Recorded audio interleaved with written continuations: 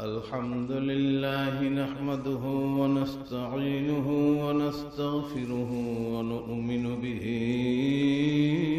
ونتوكل عليه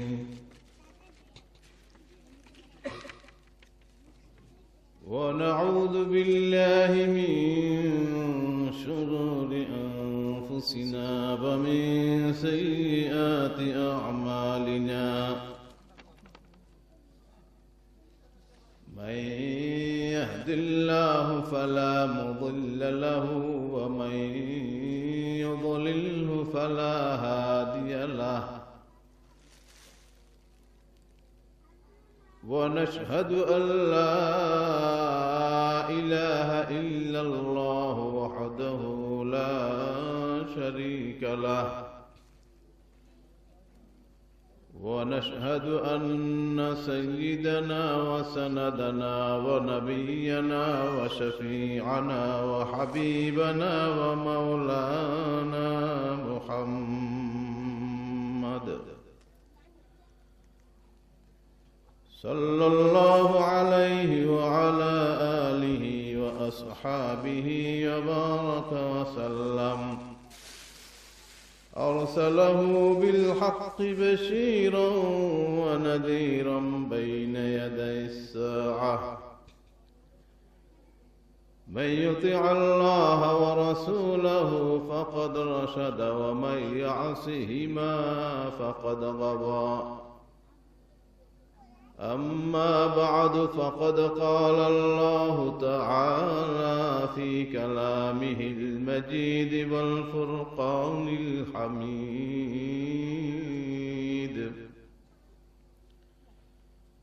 أعوذ بالله من الشيطان الرجيم بسم الله الرحمن الرحيم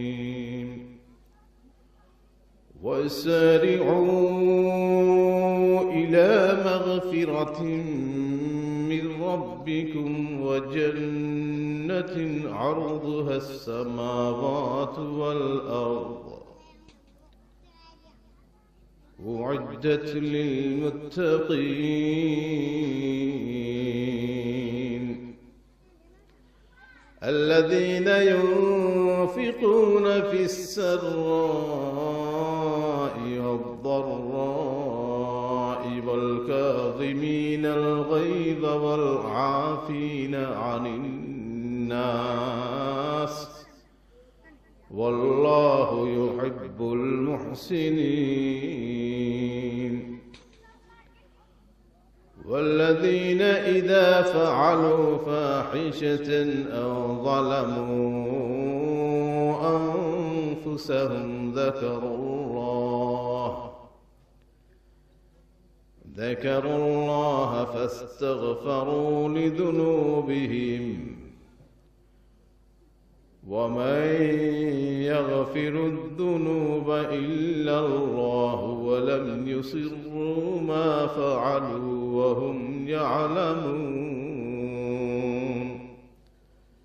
صدق الله العلي العظيم وقال النبي صلى الله عليه وسلم عن أبي هريرة رضي الله تعالى عنه قال سمعت رسول الله صلى الله عليه وسلم يقول إن أول الناس يقضى يوم القيامة عليه رجل استشهد فأتي به فعرفه نعمه فعرفها قال فما فعلمت بما فيها قال قاتلت فيك حتى استشهدت قال كذبت ولكنك قاتلت لأن يقال هو جري وقد قيل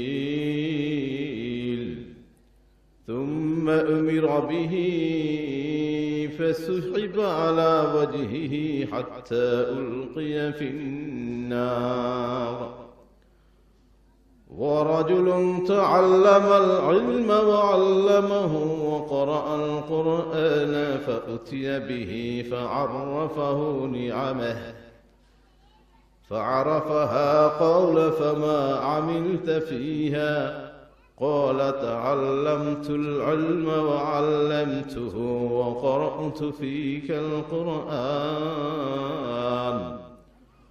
قال كذبت ولكنك تعلمت ليقال عالم وقرأت القرآن ليقال هو قارئ فقد قيل ثم أمر به فسحب على وجهه حتى ألقي في النار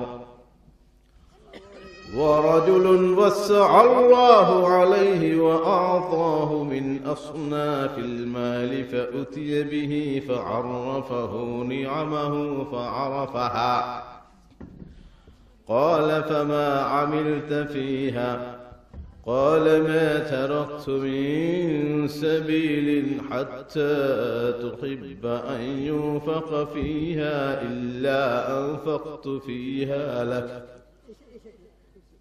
قال كذبت ولكنك فعلت ليقال هو جواد فقد قيل ثم أمر به فسحب حتى على وجهه ثم ألقي في النار رواه مسلم أو كما قال عليه الصلاة والسلام إن الله وملائكته يصلون على النبي يا أيها الذين آمنوا صلوا عليه وسلموا تسليما اللهم صل على سيدنا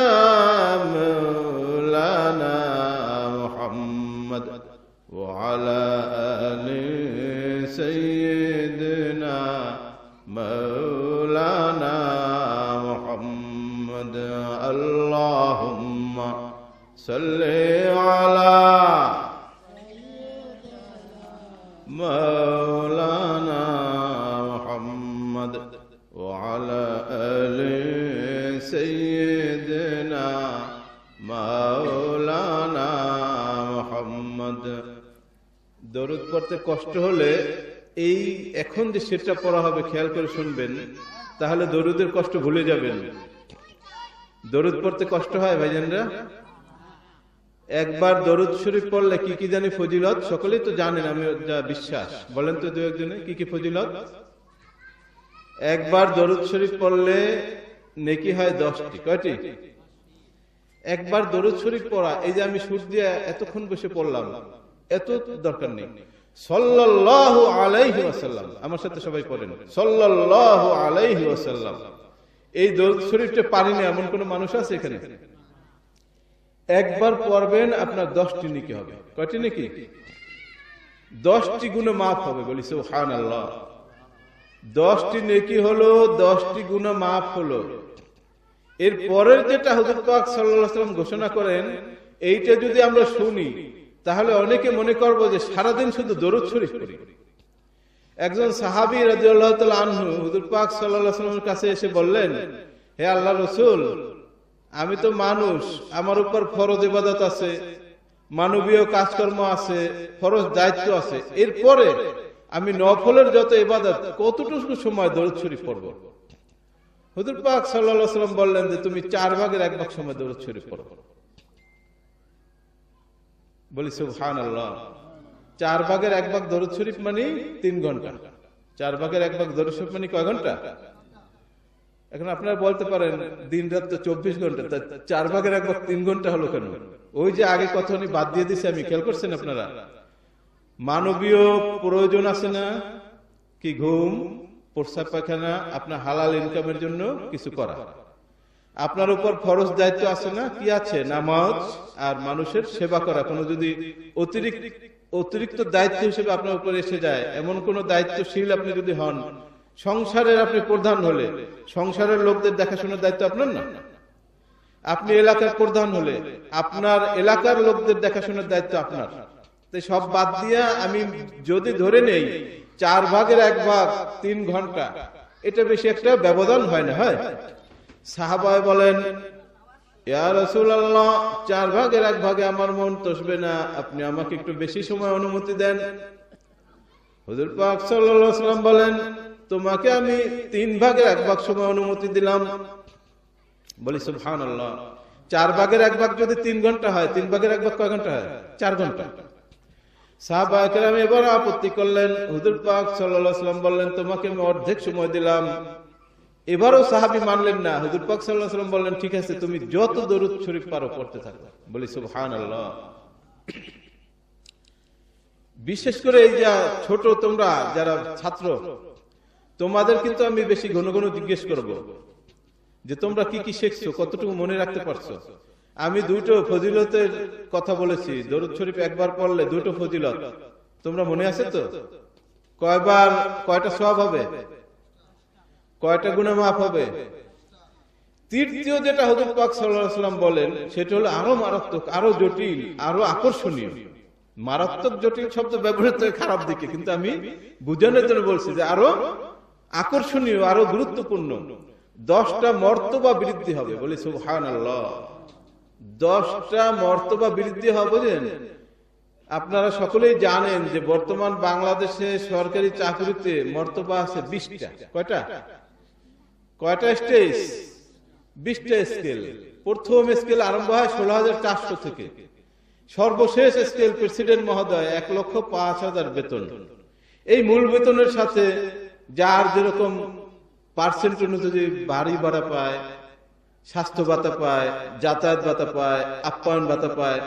আবার যত উপরে যায়, যত পোস্ট উপরে বাড়ে, তার ওইগুলো সব বাড়ে এবং আরো কিছু কিছু এক্সট্রা ফ্যাসিলিটিস বাড়ে না? আপনি মনে করতে পারছেন যে 10টা একবার দরুদ শরীফ পড়বেন, আপনার 10টা স্টেজ, 10টা র‍্যাঙ্ক, 10টা গ্রেড বেড়ে যাবে। এটা কি চারটিখানি কথা? তাহলে স্টেজগুলো বাড়বে কোথায়? দুনিয়ায় বাড়বে, আখিরাতেও বাড়বে। বলি সুবহানাল্লাহ। এখন যিনি প্রাইমারি শিক্ষক আছেন এখানে, কালকে একবার দরুদ শরীফ পড়ে আপনি ডিও অফিসে চলে যান না যে আমার 10 র‍্যাঙ্ক বাড়াই দিন। এটা করেন না। আবার এটা বাড়াবে কে? আল্লাহ। এটা বুঝবেন কখন? পরকালে। দুনিয়ায় বোঝাটা তো সহজ না। তা আমরা দরুদ শরীফ পড়ি, এই জগতে যাহার দিল ভাই নবীজির জন্য কাঁদে না, রোজ হাসরে ভাইজান তারা নবীজির দেখা পাইবে না। আল্লাহুম্মা সাইয়্যিদিনা মাওলানা মুহাম্মদ ওয়া আলা আলি সাইয়্যিদিনা।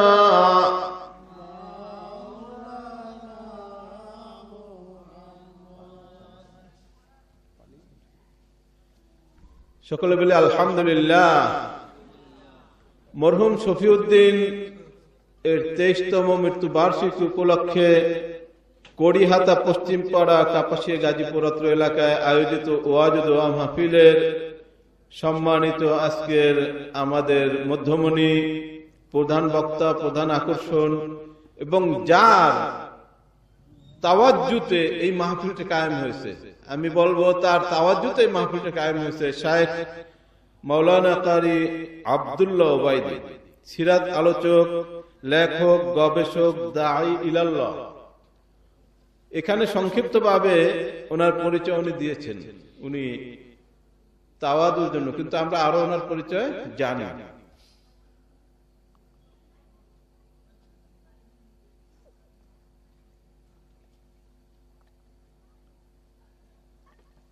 উনি একজন নাশিদ শিল্পী। নাশিদ শিল্পী বুঝি তো আমরা, যারা সঙ্গীত গান, ইসলামী সঙ্গীত গান, ইসলামী গজল, নাত, হাম, মার্সিয়া, কাসিদা ইত্যাদি গান, তাদের বলা হয় নাশিদ শিল্পী। উনি একজন সংগঠক। আর একটা ব্যাপার হলো উনি একজন গ্রাফিক ডিজাইনার। বলি আলহামদুলিল্লাহ। দুনিয়াবি লাইনে আলেমদের যদি দক্ষতা থাকে, এটা ভালো না খারাপ? ভালো না খারাপ? আপনি যে দলিলটা একজন ফাসেক দিয়ে লেখাবেন, এই দলিলটা একজন ফাসেক 500 টাকা নিলে, ওই দলিলের মধ্যে 2 নম্বরে 2-4টা কথা ঢুকাই ফেললে ওই ফাসেকের হাতের লেখার কারণে আপনি ধরতে পারবেন না। একজন আলেম ওখানে সম্মানী নেবে 350 টাকা, কিন্তু কোনো 2 নম্বরের কথা লিখবে না। বলি আলহামদুলিল্লাহ। একজন আল্লাহর বুজুর্গ ছিলেন সাররে শক্তি রহমতুল্লাহ আলাইহি। সে 1200 বছর আগের, 1100 বছর আগের বুজুর্গ।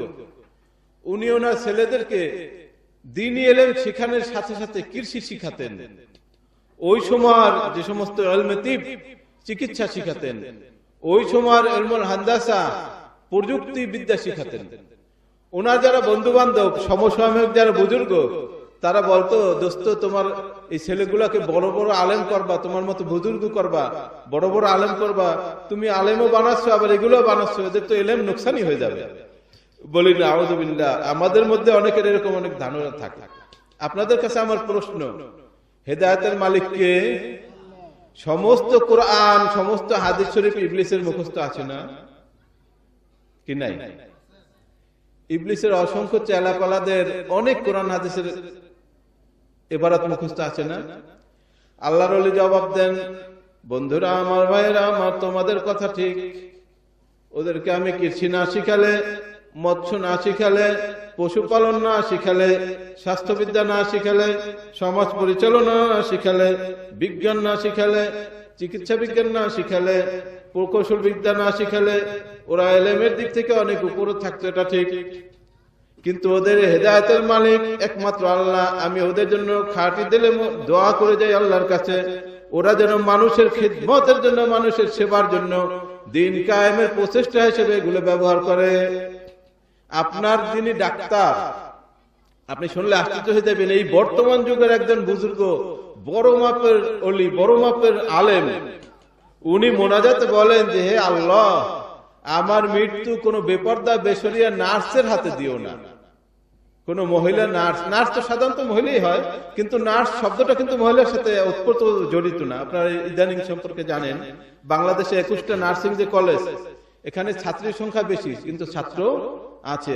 উনি বুঝাতে চেয়েছেন যে কোন মহিলার হাতে আমার মৃত্যুটা দিও না। হাসপাতালের বেডে আমার আহলিয়া, আমার সন্তান যারা মহিলা, আমার ওয়াইফ, আমার মেয়ে সন্তান, কন্যা সন্তান, তাদের মৃত্যু তো কোনো পুরুষ ডাক্তারের হাতে দিও না। এই মোনাজাতটা যে উনি বললেন, মোনাজাতটা কি খারাপ করছেন? মোনাজাতটা খারাপ করেন না, পরিবেশের কারণে।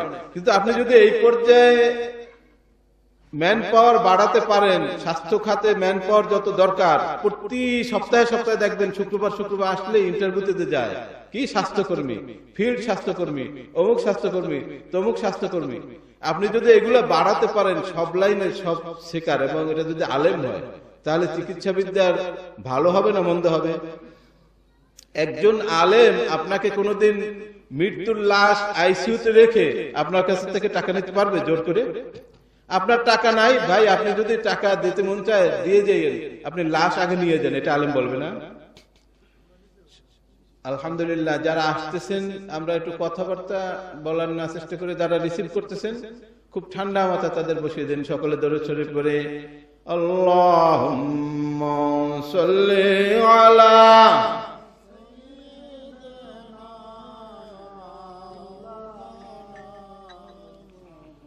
ওয়ালা আলে সাইয়্যিদিনা।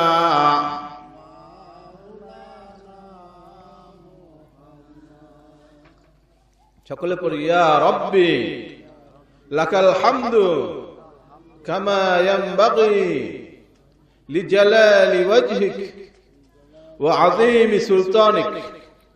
আল্লাহুম্মা বারিক লানা ফি রজব ওয়া শাবান ওয়া বাল্লিগনা রমাদান। আমাদের বাড়ি বাংলাদেশে, নবীর রওজা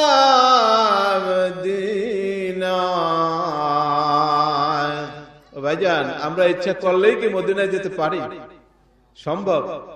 আপনি হাঁটা দিলে এক সময় এখানে মানুষ হেঁটে হেঁটে ঢাকায় যেত। আপনারা বুড়ো বুড়ি যারা আছেন অস্বীকার করতে পারবেন না, আমি কিন্তু এই এলাকায় অনেক আসছি। চরসিন্ধুর মানুষ, ঘোড়াশালের মানুষ, পলাশের মানুষ, এই সাউরাইত, কাউরাইত, আমরাইত এইসব এলাকার মানুষ, কাপাসিয়ার মানুষ, কালীগঞ্জের মানুষ ঢাকায় যেত হেঁটে, যেত না? আপনারা দু একজন জাননি যারা বয়স্ক আছেন। কিন্তু আমরা ইচ্ছা করলে কি মদিনায় যেতে পারবো? এজন্য আল্লাহর দরবারে কান্নাকাটি করতে হবে না? কি বলে কান্নাকাটি করতে হবে? আমাদের বাড়ি বাংলাদেশে, নবীর রওজা মদিনায়, মৃত্যুর আগে নবীজির জিয়ারত আমাদের যেন নসিব হয়। আল্লাহুম্মা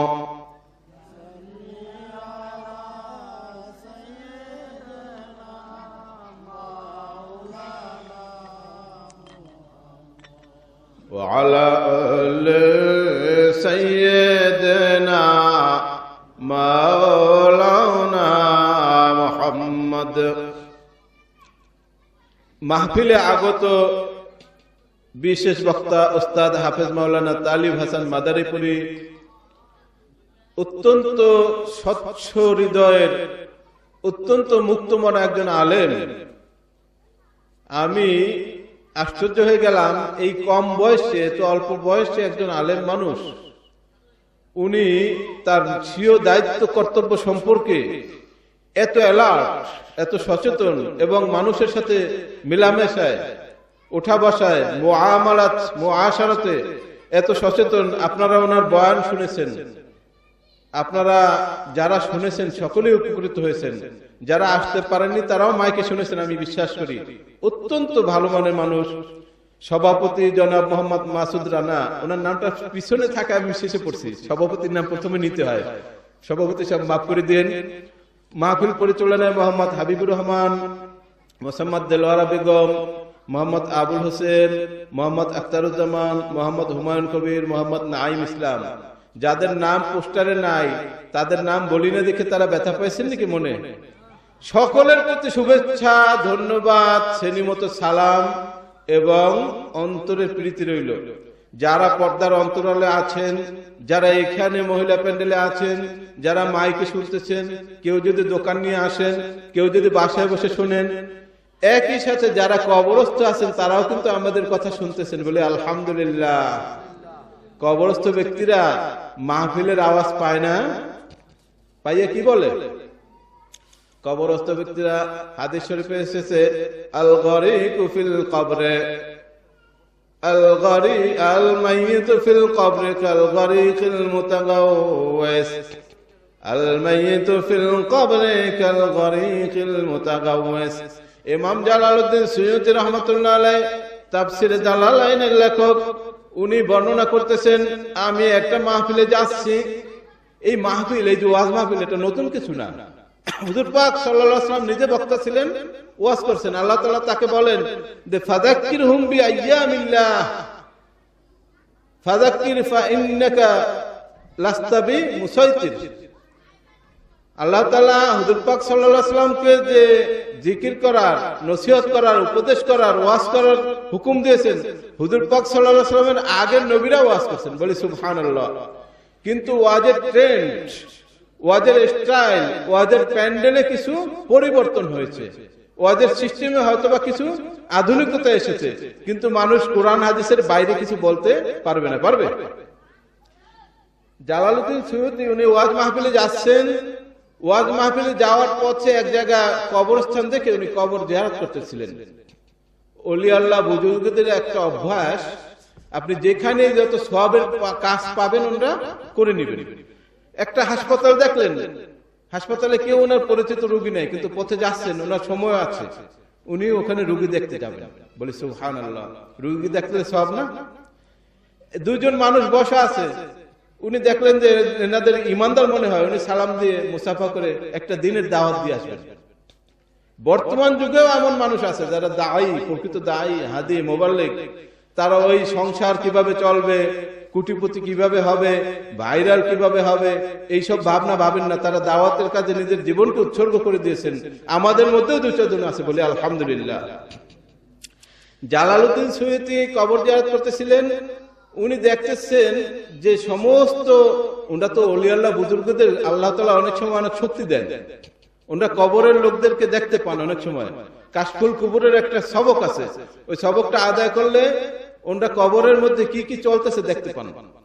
তো উনি দেখতেছেন যে উনি যে দোয়া করতেছেন, এই দোয়ার বিভিন্ন ভাবে খানজা ভরে মানুষ ওনার দোয়াগুলো নিচ্ছে, ফেরেশতারা পৌঁছে দিচ্ছে, বলি আলহামদুলিল্লাহ। উনি করতেছেন দোয়া, আল্লাহ তাআলা কবরবাসীদেরকে ওইটা কবরের সিস্টেমে খাবার হিসেবে পৌঁছে দিচ্ছেন। কিন্তু একটা ছেলের কবরে যাচ্ছে না। বর্ণনাটা 2 ভাবে আসছে, আমি যেভাবে বেশি সহি মনে করছি সেভাবে বলতেছি। একটা ইয়ং ছেলের কবরে যাচ্ছে না। এখন বলেন, একই জায়গায় আমরা এখানে যদি 40 জন থাকি, 39 জনকে যদি আমাদের সভাপতি মহোদয় মাসুদ রানা ভাই চা নাস্তার ব্যবস্থা করে আর একজনকে বলে তোমাকে দেব না, আশেপাশে আমরা যারা আছি আমাদের একটু প্রশ্ন আসবে না যে আপনি কি অন্যায় করতে আছেন, না ওকে কোনো শাস্তি দিচ্ছেন ওর কোনো অপরাধের কারণে? জানা আগ্রহ আছে না? জালালউদ্দিন সুয়ুতী রাহমাতুল্লাহ আলাইহি কাশফুল কুবুরের হালতে ওই ছেলেকে ডাকলেন। ওই ছেলে ওনার সাথে কথা বললেন।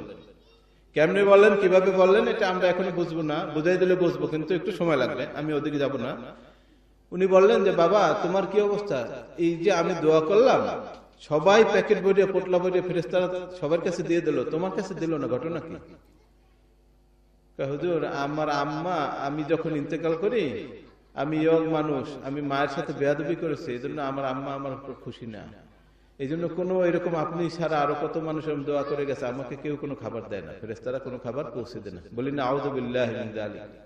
কথাগুলো কই বেশি কঠিন হয়ে যাচ্ছে? আপনারা বুঝতে পারছেন তো? দুনিয়াবি লাইনে সব বুঝাই দিচ্ছি, এটা না বোঝার কিছু না। বরিশালে ভাষা হিসেবে আপনাদের যদি কষ্ট হয় তাহলে আবার পরবর্তীতে আমার কাছে অনুবাদ নিয়ে নিয়েন, তর্জমা নিয়ে নিয়েন, ব্যাখ্যা নিয়ে নিয়েন, কিন্তু সেরকম আবার আশা করি হবে না। সবাই বুঝতে পারতেছেন। আল্লাহ আল্লাহ আল্লাহর কি পরীক্ষা! মা বাবা যদি অসন্তুষ্ট থাকে প্রকৃতপক্ষে, তো ওই বাচ্চা ইহকাল পরকাল, বাচ্চা তো না, ওই ছেলে সন্তান, মেয়ে হোক ছেলে হোক, ওই বালেক, নাবালেক না, বাচ্চা বলতে নাবালেক বোঝায়, এই বালেক ছেলে মেয়ে ইহকাল পরকাল কোনো কালেই ভালো সুখে থাকতে পারে না। যত বড় অফিসার হোক দেখবেন তার পিছনে একটা ব্যাকগ্রাউন্ড আছে, ব্ল্যাক হোল আছে।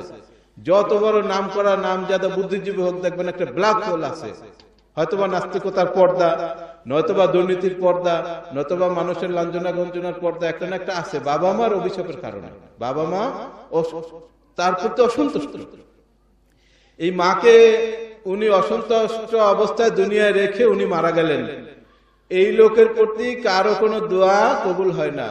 জালালউদ্দিন সুয়ুতী বললেন এটা তো একটা মারাত্মক সমস্যা। এই সমস্যা কোনো অলি বুজুর্গ সমাধান করতে পারবে না যতক্ষণ পর্যন্ত মা ক্ষমা না করবেন, ঠিক না? সাহাবা আলকামা ইবনে ওয়াক্কাস রাদিয়াল্লাহু তাআলা আনহু, ওনার থেকে আমরা হাদিসও পড়েছি। এইখানে যে হুজুররা আছেন, এই এলাকায় যে হুজুররা আছেন, সমস্ত হুজুররা বুখারী শরীফ খুললেই যে প্রথম হাদিসটা দ্বিতীয় হাদিসটা পড়ে, এই 2 হাদিসের রাবির মধ্যে আলকামা ইবনে ওয়াক্কাস আল-লাইসির কথা থাকে, তৃতীয় চতুর্থ সারিতে কোথাও দ্বিতীয় সারিতে ওনার অনেক হাদিস আছে। এই সাহাবী একজন সাহাবী হুজুর পাক সাল্লাল্লাহু আলাইহি ওয়াসাল্লামের সময়ের এর চেয়ে মর্যাদাবান কোন মানুষ তার পরবর্তীতে হতে পারে না। হুজুর পাক সাল্লাল্লাহু আলাইহি ওয়াসাল্লাম একজন কম মর্যাদাপূর্ণ, মানে তাদের তুলনায় একজন সাহাবী এই সমস্ত পৃথিবীর তাবি থেকে আরম্ভ করে কিয়ামত পর্যন্ত যে লোকটা আল্লাহ আল্লাহ আল্লাহ আল্লাহ বলতে বলতে শেষ নিঃশ্বাস ত্যাগ করবে, এই লোকটা পর্যন্ত সমস্ত ওলি বুজুর্গ ইমানদারের সব মিলাইলেও মর্তবায় সমান হবে না। সেই সাহাবী যদি এক ওয়াক্ত নামাজ পড়ার সুযোগও না পায়, বলে আলহামদুলিল্লাহ। আকীদার কথা বললাম, একটু খেয়াল করে শুনবেন। রহমতে যারা ঈমান এনেছি সকলে বলেছিলাম কি বালা বলছি কেন, নাম বলি না কেন, এই তাফসীরও এখানে করা দরকার। যারা শিক্ষিত আছেন অবশ্যই বুঝবেন। আল্লাহ তাআলা বলছেন আমি কি তোমাদের প্রভু নই? প্রশ্নটা কেমন? Interrogative complex interrogative. আরবিতে বলা হয় আল ইস্তিফহামে তাহসিলি, ইস্তিফহামে তাকরিরি, ইস্তিফহামে তাহসিলি, ইস্তিফহামে তানকিরি, তিনটে ইস্তিফহাম। এখন আপনাকে যদি আমি বলি যে আমি কি মানুষ নই, আপনি যদি বলেন হ্যাঁ, তাহলে বোঝায় যে আমি মানুষ নই। আর আপনি যদি বলেন অবশ্যই, তাহলে আমি প্রশ্নটা আপনাকে এই উদ্দেশ্যে করেছিলাম বোঝায় যে আমি মানুষ, এটা আপনি জানেন কিনা, স্বীকার করেন কিনা। আপনি বলতেছেন অবশ্যই, তাহলে উত্তর দুটো এক হইল। এই জন্য আমরা নাম বলি না, বলেছি কি বালা। বালা, এই বালা যে বলছে সবাই, এই কাতারের সময় আব্দুল কাদের জিলানী রহমতুল্লাহ আলাইহ বারবার ওলিদের কাতার থেকে উনি দৌড়ে যে নবীদের কাতারে বসছেন। বলি নাউযু বিল্লাহি মিন যালিক। এই ওয়াজ আপনারা শুনেছেন আগে? শুনেছেন অবশ্যই। জারি সারি গানের মধ্যে অনেক অনেক বানোয়াটি। আমি আরেকটা কথা বলবো, আপনাদের আমার এখানে যারা আছি, ইহকাল পরকালের হেদায়েত, ইহকাল পরকালের জীবন মুজাইয়ান মুনাক্কাশ বিল ঈমান ওয়াল ইসলাম ওয়াত তাসফিয়া ওয়াত তাসকিয়া হোক, এটাই তো মাহফিলের উদ্দেশ্য। নাকি আমরা কতক্ষণ শুনলাম, বললাম, নাম হইলো, ফুটান হইলো, কানে সুখ দিয়ে গেলাম। সকালে বললো কোথায় গেছিলাম, ওই যে পশ্চিম করিহাতা 3 জন ডাকার হুজুর আসছিল। ওরে বয়ানের চোটে টেকা যায় না। কয়েকটা কিছু বলো, কি বলছে, কি বলছিল, কি জানি বলছিল, তবে অনেক ভালো কথা বলছে। কি অনেক ভালো কথা বলছে, কি জানি বলছিল, আর মনে নেই, অনেক ভালো কথা বলছে। করে মোর খোদা, এক একজন ফেরেশতার মতো চেহারা, এগো কথা শুনলে খুদা নাশ হয়ে যায়। তাবারকদের দিকে ঘেরান আমরা পাইনি তাদের কথায়। এটা ভালো, আল্লাহ তাআলা যাকে হাতের লেখা ভালো দিয়েছেন, চেহারা ভালো দিয়েছেন, কণ্ঠ ভালো দিয়েছেন, এগুলো ইচ্ছা করলেই মানুষ কিন্তু অর্জন করতে পারে না। কিন্তু আল্লাহ তাআলা যাকে দিয়েছেন, এটার মধ্যে একটা পরীক্ষাও আছে, নাকি পরীক্ষা নাই? এটার মধ্যে একটা পরীক্ষাও আছে, লিয়াবলুয়াকুম আইয়ুকুম আহসানু আমালা, কে কতটুকু ভালো কাজ করবে, এটা আল্লাহ তাআলা দেখবেন না। অহংকার আসে কি থেকে? আল্লাহ তাআলা প্রদত্ত গুণ থেকে। নিজের কিন্তু কোনো শক্তি নাই, এটা মানুষ বুঝতেই চায় না। অহংকার করে আল্লাহ তাআলা প্রদত্ত গুণ থেকে। সম্পদ, এটা আপনি ইচ্ছা করলেই কামাই করতে পারবেন না, আল্লাহ তাআলা আপনাকে দিতে হবে। এই আপনার বাজারে আপনি হিস্টরি নেন, গত 20 বছরে কেউ দোকান দিয়ে বাড়িঘর করতে পারছে, কেউ দোকান দিয়ে ওই জায়সাকে তেয়াসা, দেখা গেল ওবারে আরো বেশি খাচ্ছে। আমি একটা উদাহরণ দেই, আপনারা চিনবেন মিল্লাত গামাতি পাউডার, মিল্লাত বাম, মিল্লাত ফ্যান, মিল্লাত ফার্মাসিউটিক্যাল, মিল্লাতের নাম শুনছেন না আপনারা? এই মিল্লাত আপনার বাড়ির পাশে যে স্বাস্থ্য বাড়ি ছিল, ওই মিল্লাত না, কিন্তু এই মিল্লাত একটা বিশাল গ্রুপ অফ ইন্ডাস্ট্রিজ। এই মিল্লাতের মালিকের সাথে আমার এক সময় বেশ দাহরম মারম হয়েছিল। কৌশলগত কারণে আমি ওটা রক্ষা করতে পারিনি, কেন আমার ইমান বড়, মাল সম্পদ বড় না। হয়তো বা আরো যোগ্যতা সম্পন্ন কেউ হইলে তার সাথে দাহরম মারম করে বাড়িগাড়ি করতে পারতো। মিয়া আব্দুল্লাহ ওয়াজিদ, লোকটার নাম কি? মিয়া আব্দুল্লাহ, ব্রাহ্মণবাড়িয়ার কসবাড়িয়ার এমপি ছিলেন, আপনারা জানেন। উনি কিন্তু আন্ডার 5 পাস, কি আন্ডার মেট্রিক না, আন্ডার 5। উনি 3-তে একবার ক্লাস যাননি। ওনার পণ্ডিত মশাই ওনার বাবার কাছে নালিশ দিয়েছেন। পরে ওনার বাবা ইচ্ছাই মারছে। কেমন মারছে? ধারণার বাইরে। ওই সময় তো পোলাপন মারা কোনো ছিল না, এখন তো আইনে তো একটু ব্যাপার স্যাপার আছে। আপনি আপনার ছেলেকে মারবেন, আপনার ছেলে 999-এ কল দিয়ে আপনাকে পুলিশ দিয়ে ধরাই নিতে পারবে। ওই সময় 999 ছিল না, 4 ছিল না। মারার পর আব্দুল্লাহ গাট্টা গোটা ছেলে, স্বাস্থ্য ভালো, জেদ ধরছে। কি করবে মনে মনে বুদ্ধি আসতেছে। এই সমস্ত সময় মনে মনে বুদ্ধি আসলে, আপনি হন, বড় হন, ছোট হন, এই সমস্ত সময় বিশৃঙ্খল লাগার জন্য একটা শক্তি আছে, আপনাকে বুদ্ধি দেয়। শক্তিটার নাম কি? সকলে বলি শয়তান। শক্তিটার নাম কি? আল্লাহ তাআলা বলেন, فَإِذَا قَرَأْتَ الْقُرْآنَ فَاسْتَعِذْ بِاللَّهِ مِنَ الشَّيْطَانِ الرَّجِيمِ। কোরআন শরীফ পড়ার মধ্যেও শয়তান ওয়াসওয়াসা দিতে পারে। এইজন্য আল্লাহ তাআলা আগেই বলেন যে তুমি কোরআন শরীফ পড়া আরম্ভ করলেই আল্লাহ তাআলার কাছে প্রার্থনা করবা শয়তানের ওয়াসওয়াসা থেকে। আমরা কি বলি? আউযু বিল্লাহি মিনাশ শাইতানির রাজীম, আউযু বিকালিমাতিল্লাহি তাম্মাতি من شر ما خلق أعوذ بالله السميع العليم من الشيطان الرجيم এরকম আমরা বলি না 7টা আউযুবিল্লাহ আছে 7টা কেরাতে 7টা আউযুবিল্লাহ 7টা কেরাতে 7টা বিসমিল্লাহ ইনশাআল্লাহ আপনারা পাবেন ধীরে ধীরে তো ওখানে যখন আব্দুল কাদের জিলানী বারবার এরকম যাচ্ছেন তখন ফেরেশতারা ওনাকে নিয়ে আবার ওলিয়া উলিয়াদের কাতারে বসিয়ে দিচ্ছেন এইটা কোনো বিশ্বাসযোগ্য কথা না এটা যদি বিশ্বাসযোগ্য কথা হতো তাহলে কোরআন শরীফে না থাক হাদিস শরীফে থাকতো যারা বানিয়েছেন তাদের এখন আমাদের কোনো দোয়া বদদোয়া করার প্রয়োজন নাই সেটা আল্লাহ বুঝবেন কিন্তু আল্লাহ তাআলা আমাদের এই কুফরি আকীদা থেকে হেফাজত করুন সকলে বলি আল্লাহুম্মা আমিন আব্দুল কাদের জিলানী রাহমাতুল্লাহ আলাইহি সম্পর্কে আরেকটা কথা বলা হয় আচ্ছা আপনাদের কাছে কি মনে হয় আমি যে কথাগুলো বলতেছি আব্দুল কাদের জিলানী রাহমাতুল্লাহ আলাইহিকে খাটো করার জন্য এরকম মনে হয় তাহলে আপনারা বলবেন যে আপনার কথাবার্তা উপস্থাপনায় তার প্রতি শ্রদ্ধা ভক্তি প্রকাশ পায় না আব্দুল কাদের জিলানী রাহমাতুল্লাহ আলাইহি আমার মতো এই বর্তমান পৃথিবীতে 890 কোটি মানুষ কত কোটি মানুষ এই গত বছর ঈদ উল ফিতরের সময় 801তম মানুষটা জন্ম হয়েছে বিজ্ঞানীদের ধারণা বিজ্ঞানীদের এই সঠিক কাউন্টিটি সঠিক কোয়ান্টিটি সঠিক অ্যামাউন্টটা কেউ বলতে পারবে না পারবে কত মানুষ কত জায়গায় জন্ম হয় বিজ্ঞানীরা খবরও রাখে না তাই বিজ্ঞানীদের ধারণার প্রতি আমরা শ্রদ্ধা জানিয়ে বলছি এই 890 কোটি মানুষ যদি আমার চেয়ে 500 গুণ বড় জ্ঞানী গুণী আলেম হয় আব্দুল কাদের জিলানী রাহমাতুল্লাহ আলাইহিকে ছোট করার চেষ্টা করে এক চুল ছোট করতে পারবে কেন পারবে না সে তো আল্লাহর দরবারে চলে গেছে সে তো আমরা চরমভাবে বিশ্বাস করি কোটি কোটি ভক্তদের দোয়ার ওসিলায় আল্লাহ তাআলার মহব্বতের প্রেমে গড় করেছিলায় সে জান্নাতুল ফেরদৌসে উচ্চ মাকামে আছে ঠিক না অতএব শ্রদ্ধা ভক্তি আপনারা উল্টা বুঝবেন না আপনাদের উল্টা বোঝাইবে কারা জানেন ওই যে আগে বলছিলাম না ওয়াসওয়াসা দেয় এই ওয়াসওয়াসা দেওয়ার মধ্যে একটা গ্রুপ আছে মানুষের গ্রুপ মিন শাররিল ওয়াসওয়াসিল খান্নাস আল্লাযী ইউওয়াসওয়িসু ফি সুদুরিন নাস মিনাল জিন্নাতি ওয়ান নাস মিনাল জিন্নাতি আপনাকে আজেবাজে শুনাইয়া বিভিন্ন কুফরি কালামের মতো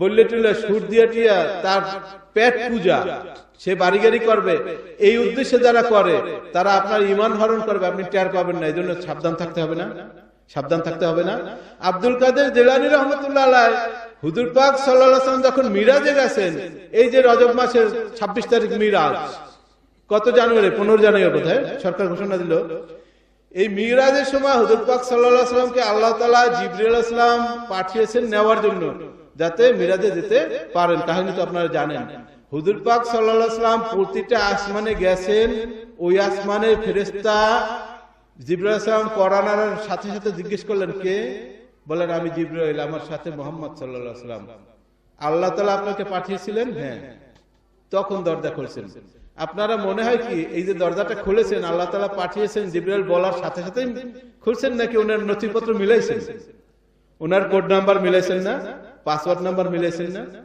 এইরকম একটা জায়গায় প্রতিটা আসমানে কে আমি জিবরাইল সাথে কে মুহাম্মদ কখনো নিজেই বলছেন যে মুহাম্মদ সাল্লাল্লাহু আলাইহি ওয়াসাল্লাম আল্লাহ তাআলা আপনাদেরকে পাঠিয়েছিলেন হ্যাঁ কোথায় যাচ্ছেন আরশে যাচ্ছি আল্লাহর সাথে দেখা করতে নির্দেশ এইরকম একটা সিচুয়েশনে হুজুর পাক সাল্লাল্লাহু আলাইহি ওয়াসাল্লাম দুনিয়া থেকে মক্কা মুআজ্জামা থেকে বাইতুল মুকাদ্দাস থেকে প্রথম আসমান দ্বিতীয় আসমান তৃতীয় আসমান চতুর্থ আসমান সিদরাতুল মুনতাহা বাইতুল মামুর করে করে করে করে 70,000 নূরের পর্দা এক একটা পর্দা কি পরিমাণ লম্বা কি পরিমাণ বড় সেটা এখন বলার সময় আমার নাই আপনারা অনুমান করে নেবেন এই 70,000 নূরের পর্দা ভেদ করে আল্লাহ তাআলার দরবারে যখন গেলেন আল্লাহ তাআলা তো আরশে বসা আরশ মানে স্টেজ তার উপর কুরসিতে বসা চেয়ার হুজুর পাক সাল্লাল্লাহু আলাইহি ওয়াসাল্লাম আল্লাহর দরবারে ওখানে গেলেন আত-তাহিয়াতু লিল্লাহি ওয়াস-সালাওয়াতু ইত্যাদি বাক্য বিনিময় হলো আল্লাহ তাআলাকে ওখানে সিজদা দিবেন না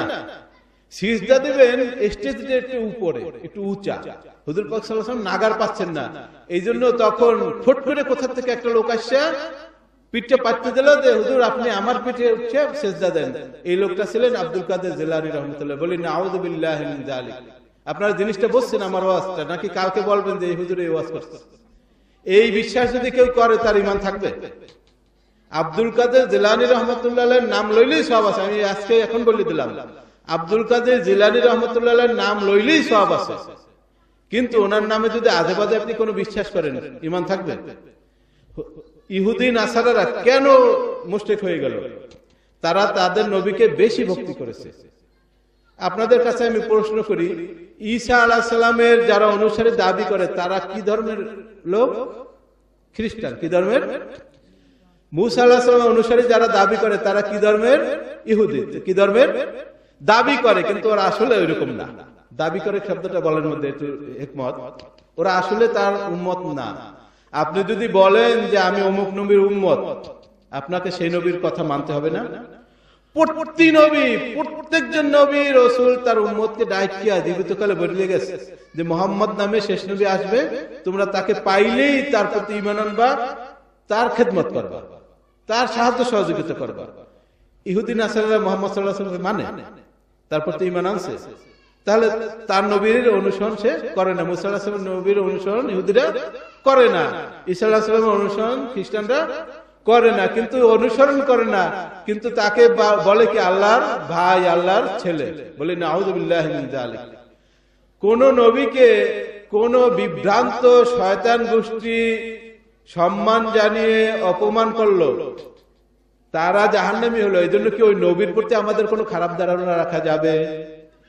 ঈসা আলাইহিস সালামের প্রতি কেউ যদি সামান্য একটু খারাপ ধারণা রাখে, মুসা আলাইহিস সালামের প্রতি কেউ যদি একটু সামান্য খারাপ ধারণা রাখে, দাউদ আলাইহিস সালামের প্রতি কেউ যদি ইহুদি নাসাদের প্ররোচনায় বিভিন্ন বানোয়াট কিসসা কাহিনীর কারণে সামান্য ধারণা রাখে খারাপ, তার ঈমান থাকবে? সব নবী আমরা যারা নাম জানি, যাদের নাম জানি না, সমস্ত নবী সত্য, সমস্ত নবী মাসুম, সমস্ত নবী মুস্তাজাবুদ দাওয়া। আপনারা জানেন বাংলাদেশে কথা সাহিত্য একটা কথা আছে না, গল্প লেখে, উপন্যাস লেখে, ভ্রমণ কাহিনী লেখে, এরা কি কথা সাহিত্যিক? এই বাংলাদেশের বর্তমান চলমান যুগের একজন বিশাল কথা সাহিত্যিকের লেখায় উনি বায়োডাটায় আদমশুমারিতে মুসলমান, নাম বললে এখানে কেউ কেউ চিনতে পারেন, আমি এখানে যেহেতু জীবিত কারো বা সমসাময়িক কারো নাম নিচ্ছি না, ওনার নামও নেব না। উনি লিখেছেন, আপনারা ইউনুস আলাইহিস সালামের ঘটনা জানেন, হুজুর পাক সাল্লাল্লাহু আলাইহি ওয়াসাল্লাম বলেন যে ইউনুস ইবনে মাত্তাকে আমার উপর তোমরা ফজিলতপূর্ণ মনে করিও না, অর্থাৎ নবুয়তের ক্যাটাগরির দিক থেকে। এমনি তো আমি সমস্ত নবীর শ্রেষ্ঠ নবী, হুজুর পাক সাল্লাল্লাহু আলাইহি ওয়াসাল্লাম বলেন, কিন্তু নবুয়তের ক্যাটাগরির দিক থেকে তোমরা ওনার কোনো এলাকার লোক পাইলে বা ওনার কোনো ভক্ত দাবি করলে তার প্রতি হেয় দৃষ্টিতে দেখবা না, এমন কঠোরভাবে ইসলাম শিক্ষা দিয়েছেন। ইউনুস আলাইহিস সালাম যখন দাওয়াতের কাজে নিজেকে দুর্বল মনে করলেন, এখানে কথা ভাষাটা কিভাবে বলবো আমি জানি না একজন নবীর শানে, তখন উনি আস্তে দেশ থেকে পালিয়ে যাচ্ছিলেন। এইভাবে তো ঘটনা, হাদিস শরীফে এই শব্দগুলো আসছে, আমি এই জন্য বলি, কিন্তু এইভাবে আমাদের বলাটা নিরাপদ না, আমরা বোঝার জন্য বলি, এর চেয়ে সহজ ভাষায় বলা যায় না। উনি গিয়ে সেই নৌকা উঠলেন, নৌকা তুফানে পড়লো, কোন অবাধ্য গোলামের কারণে এই নৌকা এরকম তুফানে পড়লো, কোরা ধরলো, তিনবার ওনার নাম আসলো। উনি তো আল্লাহর হুকুমে পার হচ্ছিলেন না, আল্লাহর হুকুমে পার হচ্ছিলেন। আল্লাহ তাআলা যদি বলতেন তুমি ধৈর্য ধরে থাকো, মানুষের আঘাত সহ্য করো, ওখানে তুমি শহীদ হয়ে যাও, এরকম এতটুকু সময় উনি নেননি। এটা আল্লাহর শিক্ষা, আল্লাহর পরীক্ষা, এটা নিয়ে আমাদের বিশ্লেষণে কিছু নাই। ওনাকে ফেলে দিলেন, সবাই মিললে নৌকা থেমে গেল, ঝড় বৃষ্টি থেমে গেল, ওনাকে একটা মাছ নিয়ে গেল, না 40 দিন পর মাছটা এমন এক জায়গায় বমি করে ফেললো, ওখানে একটা লাউ গাছ, কুমড়া গাছ, শশা গাছ, বিভিন্ন বর্ণনা, ওর উপরে উনি পড়লেন, ধীরে ধীরে উনি সুস্থ হইলেন। এই ঘটনাটাকে এই বাংলাদেশের কথা সাহিত্যিক নাস্তিক উনি বলেন যে পৃথিবীতে এই যে রহস্য উপন্যাস, গল্প, বানোয়াট কাহিনীর প্রথম ঘটনা হলো উনি ওইরকম কিছু না, উনি এক পর নারীর কাছে পরকীয়া গেছিলেন, 40 দিন কাটাইয়ে বাড়িতে এসে এসব গল্প বানাইছেন। বলি নাউযু বিল্লাহি মিন যালিক। এগুলো আমাদের জানা দরকার না? দরকার না। আপনার কাছে এর চেয়েও বেশি আর্টিস্টিক ভাবে, বেশি ফ্যান্টাস্টিক ভাবে, বেশি মেকানিজম অর্গানিজম দিয়ে অর্নামেন্টাল করে যখন কোনো কুফরি বাক্য বলা হবে, আপনি তো বুঝবেন না কি বলতেছে। আপনি বলবেন এই চমৎকার কথা তো, চমৎকার কথা তো, চমৎকার কথা তো, আপনি ঈমান হারা হয়ে যাবেন। ঈমান রক্ষার জন্য, ঈমান স্থিতি রাখার জন্য, ঈমানের জিয়াদার জন্য শয়তানকে চেনা, শয়তানি শক্তিকে চেনা জানা, এটা ফরজ, ঠিক না? ফরজ না? কোরআন শরীফে আপনি দেখেন ইবলিসের নাম আসছে, আপনি যদি ফেরাউনের নাম আসছে, আপনি যদি তেলাওয়াতের সময় তেলাওয়াত করেন প্রত্যেকটা অক্ষরে সওয়াব পাবেন। কিন্তু আপনি যদি ইবলিসকে এমনি মহব্বত করে জিকির করেন, আপনার ছেলের নাম ইবলিস, ফেরাউন রাখেন, সওয়াব পাবেন? কেন পাবেন না? কারণ কি? উদ্দেশ্যের মধ্যে ব্যবধান আছে, উদ্দেশ্যের মধ্যে ব্যবধান আছে। সকলে দরুদ শরীফ পড়ি, আল্লাহুম্মা সাইয়্যিদানা মাওলানা মুহাম্মদ ওয়া আলা আলি সাইয়্যিদিনা। আমরা সবাই গুনাহগার, নবীজি আপনায় চিনলাম না, এ কারণে রোজ হাসরে আমাদের ভুলেন না। আল্লাহুম্মা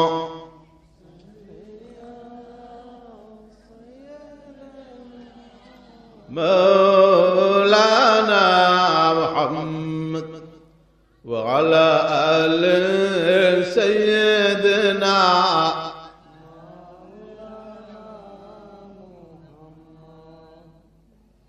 আব্দুল কাদের জিলানী রহমতুল্লাহ আলাইহির কারামত একটা বলবো, ওয়াদা দিয়েছিলাম, শুনবেন? আমি যা সূচিপত্র করে আসছিলাম, যেভাবে সাজাচ্ছিলাম, ওদিকে যাওয়া যাচ্ছে না, কিন্তু আমার কথা মোটামুটি বলতে হবে। আপনারা শুনতে আছেন আগ্রহের সাথে, বলি আলহামদুলিল্লাহ। কারো একান্ত ইস্তেনজার প্রয়োজন হলে আস্তে উঠে যাবেন, কোনো কথা বাচ্চারা বেশি না বলে। আব্দুল কাদের জিলানী রহমতুল্লাহ আলাইহি দুইটা কাহিনী বলি। উনি যখন প্রথম ছাত্র জীবনে পৃথিবীর দ্বিতীয় বিশ্ববিদ্যালয় বাগদাদের নিজামিয়া বিশ্ববিদ্যালয়, বলি আলহামদুলিল্লাহ, পৃথিবীর প্রথম বিশ্ববিদ্যালয়, এটাও মুসলমানরা করছেন। এটাও করছেন কারা? মুসলমানরা। ফাতিমীয় যুগের এক মহিলা। পৃথিবীর দ্বিতীয় বিশ্ববিদ্যালয় নিজামুল মুলক উমাইয়াদের একজন বংশধর, আব্দুল কাদের জিলানী রহমতুল্লাহ জন্মের বেশ কিছু আগে। এই বিশ্ববিদ্যালয়ের সর্বোচ্চ শ্রেণীর সর্বোৎকৃষ্ট তিনজন ছাত্র, first boy, second boy, third boy. আপনি বলেন ঢাকা ভার্সিটির first boy, second boy, third boy রাষ্ট্রবিজ্ঞানের, ইংলিশের, জার্নালিজমের, পিওর সায়েন্সের, সংখ্যাতত্ত্বের, বাংলা সাহিত্যের, আরবি সাহিত্যের, স্টাডিজের, ক্রিমিনোলজি, পুলিশ সায়েন্সের, আইআর এর, সমাজতত্ত্ব, সমাজ কল্যাণের, এক একটা ছাত্র মাস্টার্সের first boy, second boy, third বয়।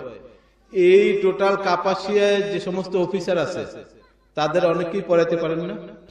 যত শিক্ষক আছেন অনেকেই পড়াতে পারেন না, দুই চারজন ইল্লা মাশাআল্লাহ বাদে। কেন পারবেন? পারবেন এই কারণে ওনাদের পড়ার স্ট্যাটাস, পড়ার স্টাইল ওই পর্যায়ে যেতে পারেনি। আপনি বলতে পারেন যে অমুক অফিসার বিশাল বিসিএস ক্যাডার, অমুক অফিসার বিসিএস ক্যাডার, ঢাকা ভার্সিটির একটা সেকেন্ড ক্লাসের ছাত্রের সামনে বসাই দেন, বিসিএস ক্যাডার ফেডার হয়ে যাবে। এরকম বিসিএস ক্যাডার বাংলাদেশে অনেক আছে। আমার কথা শুনে আপনারা ফেড আপ হইেন না, ওনারা ফেডার হয়ে যাবে। তো আব্দুল কাদের জিলানী রহমতুল্লাহ আলাইহি ওনারা শুনলেন যে এখান থেকে 100 মাইল দূরে ইবনুল জাওজি, তৎকালীন যুগের সর্বশ্রেষ্ঠ আলেম, 200 কিতাব লিখছেন উনি। এক একটা কিতাব এক এক আনুখা বিষয়, এত জটিল জটিল। উনি শুনেছেন যে 100 মাইল দূরে ইবনুল জাওজি আসবেন। যে কোনো জায়গায় সবসময় একটা জিনিস মনে রাখবেন, যে সমস্ত জিনিস যে লাইনের, সেই লাইনের সে চেনে ওঠে, ঠিক না? কি স্বর্ণকারে সোনা চেনে, মৌয়াল চেনে মধু, স্টিমারের খালাসি চেনে চ্যাংটা কি আর কদু, ঠিক না? স্টিমারের খালাসি কোনটা লাউ ভালো, কোন চ্যাংটা কিটা ভালো, ওটা কোনটার সাথে মিলে রানলে বেশি ভালো, ওরে আপনি স্বর্ণ নিয়ে দিচ্ছেন কত ক্যারট, এটা জেনুইন কিনা, এটা খাঁটি কিনা, এটা সিটি গোল্ড কিনা, এটা ভেজাল কিনা, এটা ইমিটেশন কিনা, ও বলতে পারবে। এটা ভালো মুক্তা দেবেন, ও ফালাই দেবে, বাসা নিয়ে পোলারে খেলতে দিব। মৌয়াল সে মধু চেনে, আপনি আমি মধু যতই দৌড়ি এরকম টিপি, আগুনের মধ্যে ফালাই, পানির মধ্যে ফালাই, এই কাগজ দিয়ে সরসর করে কিনে দেখি, কিন্তু পুরো বুঝবো না। একজন ভালো মৌয়াল দেখার সাথে সাথে, হাতেও নেওয়া লাগবে না, জিব্বাও নেওয়া লাগবে না, দেখার সাথে সাথে বলে দেবে যে এইটাই। আব্দুল কাদের জিলানী রহমতুল্লাহ বলেন, তার আগে বলেন পরে বলেন, যে লাইনের লোক ওই লাইনের খোঁজ সে পেয়ে যায়। বাগদাদের নিজামিয়া বিশ্ববিদ্যালয় মসজিদে যখন ওই নোটিশটা দেখলেন, তখন ওনারা চিন্তা করলেন আমরা এখানে যাব, আমরা এখানে যাব। ওনারা ওস্তাদের কাছে অনুমতি নিলেন। ওস্তাদরা বললেন ঠিক আছে যাও। আপনার এলাকার কলেজের বিপি জিএস, আপনার এলাকার কলেজের যে ছেলেটা ভালো ধনির ছেলে, ও একটা অনুমতি নিয়ে ওস্তাদের কাছে গেলে, যদি নর্মাল টাইপের হয়, কলেজ পরিপন্থী কোনো না হয়, দেশের শান্তি শৃঙ্খলা দেশদ্রোহী কোনো কাজ না হয়, ধর্মদ্রোহী না হয়, আপনার কাছে মনে হয় যে এটা পারবে, আপনি অনুমতি দিয়ে দেন না? যারা প্রাইমারি শিক্ষক, 5 এর একটা ভালো ছেলে একটা কথা বললে রাখে না, অনুমতি দিলেন। এই 3 জন যারা ভবিষ্যতের বিশাল আলেম, 3 জন যাবেন। খেয়াল করেন ওয়াজটা, আব্দুল কাদের জিলানী রহমতুল্লাহ কেন আব্দুল কাদের জিলানী হয়েছেন? ওই যে 2 জন, ওই 2 জনের নাম ইতিহাসে আপনি বাটি চালান দিলেও পাবেন না, কিন্তু আব্দুল কাদের জিলানী রহমতুল্লাহর নাম পাবেন। কেন পাবেন? একজনে উনি মনে মনে তাক করছেন যে আমি যাব এই হুজুরকে পরীক্ষা করার জন্য, এই হুজুর কতটুকু আলেম, কতটুকু জানে, এই হুজুরকে পরীক্ষা করার জন্য। কি পরীক্ষা করবে? মেসওয়াক কখন কখন কিভাবে করা সুন্নত, মেসওয়াক কখন কখন কিভাবে করা সুন্নত, 1 নাম্বার। 2 নাম্বার, আল্লাহ তাআলার 99 বাদেও আল্লাহ তাআলার কোন নাম মানুষ, বর্তমান যুগের মানুষ জানা সম্ভব কিনা। 3 নাম্বার, এই হুজুর যার কাছে পড়েছেন সেই হুজুরের কোন কিতাব আছে কিনা। মানে ওনরা অতটা জানতেন না, এবং যার যা মনে যেভাবে থাকে সে সেভাবে বসে যায়। এই একজন। আর একজনে পরীক্ষা করবেন কি? আমল, 3টা আমল। আমরা যে সালাম দেব, উনি সালামের জবাবটা কেমন নেন, কিভাবে নেন, আমাদের রিসিভ কিভাবে করেন। হাত মুসাফা করব, কিভাবে হাত মুসাফা করেন। 3 নম্বর, যখন খাওয়া দাওয়া করব, উনি খাওয়া দাওয়ার সিস্টেমে কি আনেন। এই 3টা উনি পরীক্ষা করবেন। আপনাদের কাছে আমার প্রশ্ন, এই যারা পরীক্ষা করতে 2 জন গিয়েছেন, এরা বড় বড় আলেম না?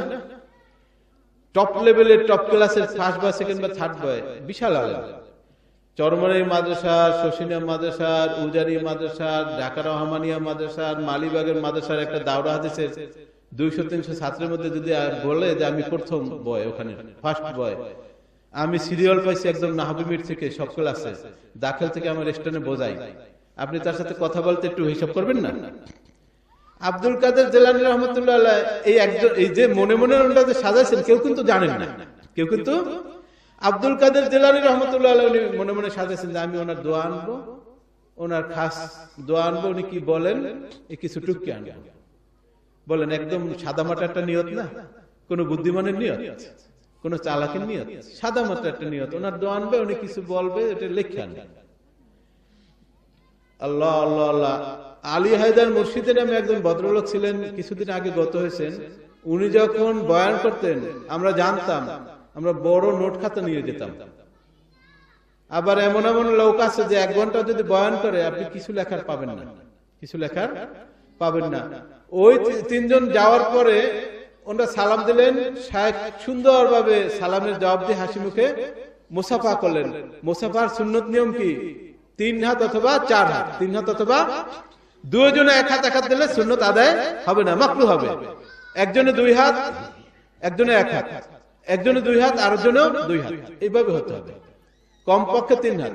উনি ওইভাবে মুসাফা করলেন। এরপর যখন খানার প্রসঙ্গ আসলো, উনি বিসমিল্লাহ বলে সকলকে সমানভাবে বন্টন করে দিলেন। খানা যেটা যেভাবে ধোয়ার সেটা সেভাবে ধুইলেন, যে দোয়া খানার আগে পড়ার ওটা পড়লেন। এখন বলেন, ওই যে লোক পরীক্ষা করতে গেছিল আমল, পরীক্ষায় পাস না ফেল? পাস না। এরপর উনি মাগরিবের আজানের একটু সময় বাকি আছে, উনি বললেন যে মাগরিবের একটু সময় বাকি আছে, আমরা মেসওয়াকের গুরুত্ব সম্পর্কে একটু আলোচনা করি। মেসওয়াক এইভাবে এইভাবে করতে হয়, এই সময় করতে হয়। এরপর উনি বললেন যে দেখেন, আমরা আল্লাহর তাসবিহ জাপি, কিন্তু আল্লাহর 99 নাম ব্যতীত অনেক নাম আছে। কোরআন শরীফে এই নাম আছে, এটা ওই 99 নামের মধ্যে নাই। হাদিস শরীফে এই নাম আছে, 99 নামের মধ্যে নাই। এরপর উনি ব্যাগ থেকে বের করে দিলেন যে এই আমার বই, এই আমার ওস্তাদের বই। আপনারা বলেন ওনারা দুইজন যে মনে মনে পরীক্ষা করতে গেছিল, উনি পরীক্ষায় পাস না ফেল, ওনাকে যাইয়া বললে দিয়েছে যে আমরা আপনার পরীক্ষা করতে আসছিলাম? ওনার প্রশ্নপত্র ফাঁস করে দিল কে? কে দিল? আল্লাহ। কে দিল? আল্লাহর যদি আপনি খাঁটি বান্দা হন, আপনার প্রশ্নপত্র আল্লাহ ফাঁস করে দেবে। প্রশ্ন তো একসময় না একসময় আসবে। কখন আসবে? ওই যে মৌতের পরে কারা আসবে?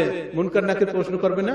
কি কি? মার রব্বুকা ওমা দিনুকা ওমান হাযার নবী বুইসা ফিকুম ওমান হাযার রাজুল বুইসা ফিকুম। যারা ঈমানদার, যাদেরকে আল্লাহ তাআলা হেদায়েত নসিব করবেন, নাজাত নসিব করবেন, তারা তো ফটফটে বলে দেবে। যারা কাফের তারা হা হা হা হা বলে বলে আফসোস করতে থাকবে, কিন্তু কোনো কাজে আসবে না। আপনারা পত্রপত্রিকায় দেখেছেন, নওগাঁয় কিছুদিন আগে ইন্টারেস্টিং সংবাদ শুনলেন, একটা ছেলে ইন্টার পাস করে এরপর কি কি জানি কাজ করে, ছোট ছোট, এখনো বিবাহ করে নাই। ওই ছেলেটা কোন পীরের মুরিদ হয়েছে অথবা কোনো তাবলীগের বা কোনো শায়খেরি হয়েছে, ও শুনে শুনে এগুলো মুখস্থ করছে। করিয়া ওর মাথায় শয়তান, শয়তান কিন্তু নেক সুরতেও ধোকা দেয়। ওইরকম একটা সুরতে ধোকা দিল। ও যাইয়া ওর দাদিকে বলল, গভীর রাতে বাড়িতে যাইয়া দাদিকে বলল, দাদি সজাগ? হ্যাঁ হ্যাঁ সজাগ। কি ঘটনা? আমাদের রবকে। দাদি হলো এমন এক মহিলা, যে মহিলা নিজের নাম লিখে দিলে বাংলায় পড়তে পারে না। এই মহিলা কি রব বুঝবে? কোন রকম যদি বলতে পারতো যে আমাদের আল্লাহকে বা আমাদের সৃষ্টি করছে কে বা আমরা কার বান্দা, হয়তো বা বলতে পারতো, কিন্তু রব তো শব্দ সে বোঝে নাই। তুমি রব বোঝো না, দুনিয়া থেকে পরকালে কেমনে বসবা, তোমাকে বাঁচাই রাখা যাইবে না। দাদিকে সাথে সাথে মারি ফেলেছে। এটা সুরিয়ে নিয়ে বলি নাউজুবিল্লাহ। এটা একটা ঘটনা বললাম, আপনারা পত্রিকায় পড়ছেন।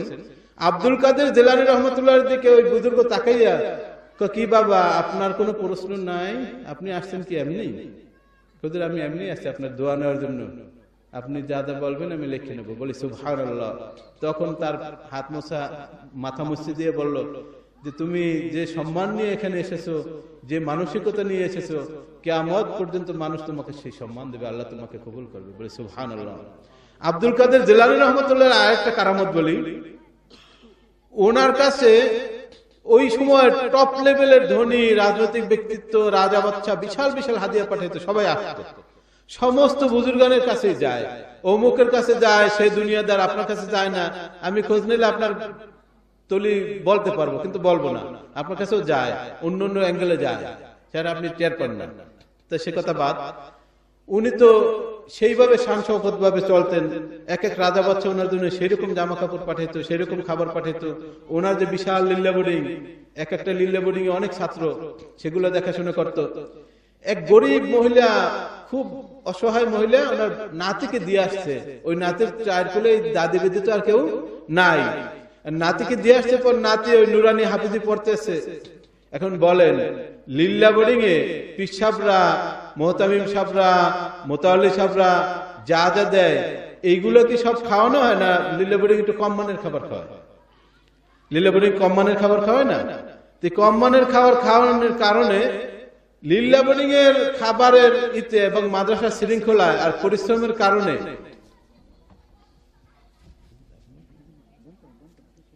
পরিশ্রমের বাচ্চারা প্রথম প্রথম শুকাই যায় না? সমস্ত মাদ্রাসা ছাত্র দেখবেন বোর্ডিং এ প্রথম শুকাই যায়, তারপর আস্তে আস্তে তাগড়া হয়। কেন হয়? পরিবেশ মানাই নিতে হয়।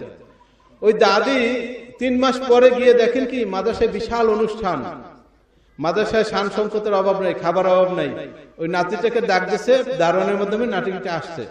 নাতিটা দেখে শুকাই গেছে। কি তোর এরকম অবস্থাকে? আমি তো হুজুরের ওখানে দেখলাম খাবারের কোনো অভাব নাই। ওই দাদি রাগ হইতে খুব রাগান্বিত অবস্থায় আব্দুল কাদের জিলানী রহমতুল্লাহর কাছে গেলেন, যে বললেন, হুজুর আপনার নাতিটাকে এখানে দিন শিক্ষা দেওয়ার জন্য দিয়েছি, ইসলাম শিক্ষা দেওয়ার জন্য দিয়েছি, কোরআন হাদিস শিক্ষা দেওয়ার জন্য দিয়েছি, আপনি নাতিটাকে মারিয়ে ফেলাবেন, অথচ আপনি কত ভালো ভালো খানা খাচ্ছেন। কয়, আম্মা জান আপনি একটু বাঙ্গাই বলেন, কি ঘটনা? আপনার নাতি কোথায় পড়ে? অমুক শাখায় পড়ে। আপনার নাতিকে ডাক দাও। একজন পিয়ন পাঠিয়ে দিল, ওনার নাতিকে ডাক দাও। এই আপনার নাতি? হয়। 3 মাস আগে তেল তেলে চেহারা ছিল, বাইরে ঘুরতো, দুষ্টুমি করতো, চেহারা তেল তেলে থাকবে না। কয় আপনি কি চান আপনার নাতিকে এইরকম পরিবেশে আমি ভালো ভালো খাইয়া ও ভালো থাকবে, এইটা চান নাকি অন্য কিছু চান? অন্য কিছু, সেটা কি আমি জানতে চাই।